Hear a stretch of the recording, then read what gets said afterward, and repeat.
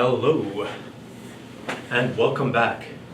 So I thought I'd take a minute to give sort of a thought on cybersecurity and as it is today. Every day you hear about data breaches, and they have been pretty common and consistent throughout time. Because in the beginning, when the internet was built, it wasn't built, and many big systems, not just the internet, but largely deployed systems that even exist today, they weren't built with security in mind, because security as a pre-thought is more recent.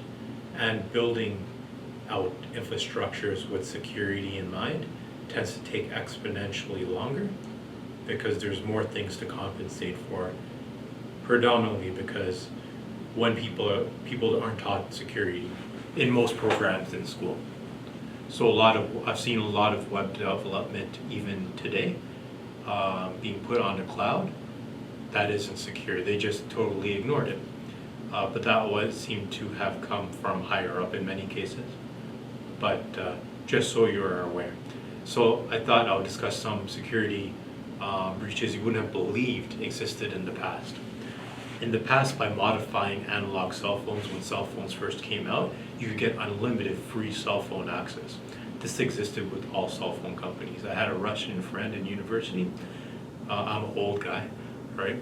I didn't actually even have a cell phone until my third year at university. But I knew a Russian guy who would modify analog cell phones, a chip in it, in order to give people free access to phone access back in the day. Furthermore, a lot of big companies like AT&T and Bell Canada even have had data breaches and security breaches because security isn't very well enforced in many cases. Medical systems like the NHS, National Health System, or even the UK's healthcare website in the past have all been breached in some cases for some pretty simple, silly reasons.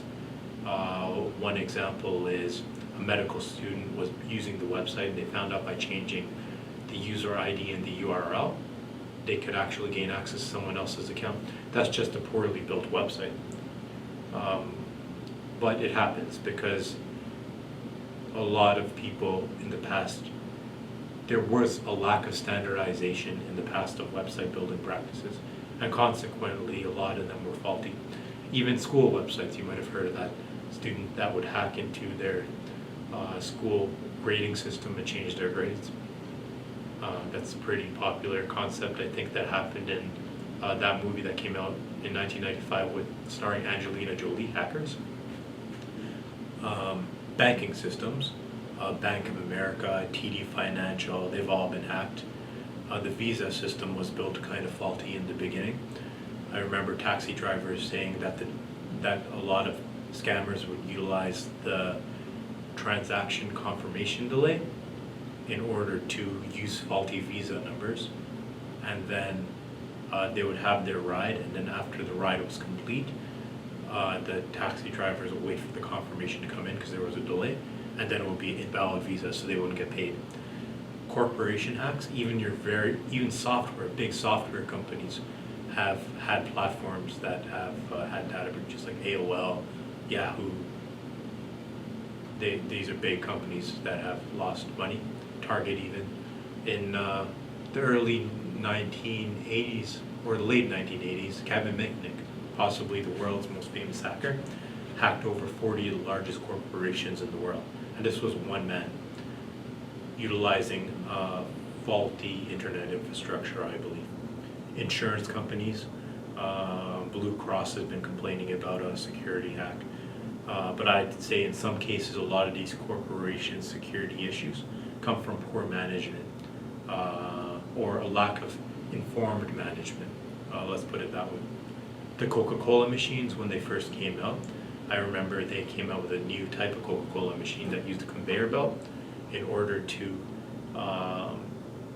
put out the actual colas. You could, in some of them, not just a Coca-Cola machine, but a lot of the vending machines, you could use the default settings in order to change the prices on the vending machines because people just wouldn't change it. Or you could hold the door closed on the Coca-Cola machines that use a conveyor belt to pull out the bottles and put it into a tray. I'll show an image of it in a moment. However, by closing the door, it would think that a Coca-Cola wasn't deployed, and that will give you two for the price of one.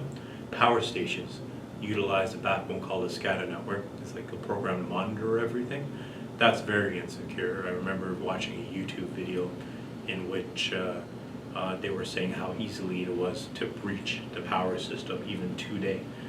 So most systems aren't built with security in mind, and security is just coming to light more recently. But I think it's more of an educational issue rather than infrastructure. Well, it's an infrastructure issue as well, but a lot of the problems come from the people involved more so than the actual build in the aftermath, because people are building these. If they were educated well into before math, a lot of these could be avoided.